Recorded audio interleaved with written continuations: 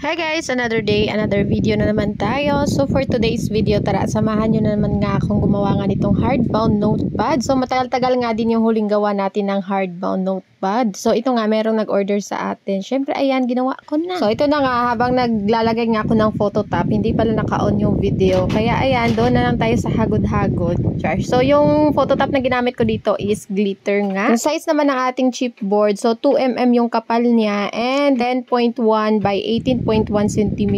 So yung insert natin na notepad is 10 by 18 cm. So kapag sa cover niya, nag-a-allowance nga ako. Mukhang iibahin ko na nga itong layout ko. So nung ginawa ko kasi itong template na ito, hindi ko pa alam yung mga sukat-sukat. So ayan, yung mga technique. So mukhang aayusin ko nga to kapag nagka-time nga. So yung size naman ng nilagay natin dito na chipboard sa gitna. So depende po sa kapal ng inyong notepad. So itong sa akin is nasa 1.3 yung width niya. And syempre yung height katulad din dito sa dalawa. And ikakat lang natin itong edges na ito gamit nga itong hardbound natin ruler. Bali kapag binili nyo nga ito, 7-in-1 na nga ito. Meron pa nga itong mga iba't ibang ruler na kasama. So after natin matanggal yung mga edges, ayan, hagad-hagurin na natin dito sa harap para maidikit nga ng maayos. And syempre ayan, ididikit na nga natin yung mga sobra nga dito sa gilid.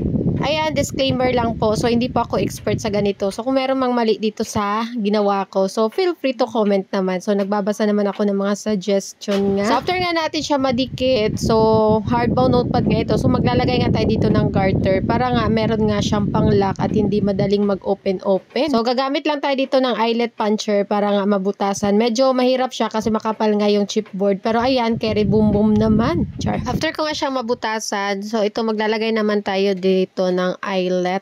So, ayan, ilalak lang natin. Gamit pa rin itong eyelet puncher nga natin. And ito, maglalagay na tayo dito ng garter. So, yung mga napapanood ko nga is iniipit nga nila. Pero hindi kasi kaya nitong garter. Nahihirapan ako. Kaya ito, gagamit nga lang tayo nitong glue. So, ayan, mandikit naman ito masyado. So, kailangan mo lang, bago mo siya idikit, kailangan mo muna patuyuin ng kaunti. So, ito, moving forward na dikit na natin. And ito, magka-cover lang tayo dito para matakpan nga. Pero hindi ko siya finul, guys, kasi ilalagay naman natin dito yung notepad. So, matatakpan pa rin niyang sa gilid nga. And ito na nga, after nga natin malagyan nito ng takip, so ididikit naman natin itong notepad natin. So naglagay lang ako dito ng double-sided tape sa likod and tatanggalin lang natin yan. And after nun, ididikit yun na. O, diba? Napakabilis lang naman siyang gawin, char. Minsan talaga, mahirapan ka nga sa una, lalo na sa pag-cut nga ng notepad, sa pagpantay ng notepad. So, dyan ako hirap. Pero kapag katagalan mo na nga ginagawa, so makukuha mo din yung tamang timpla ng kape. Char.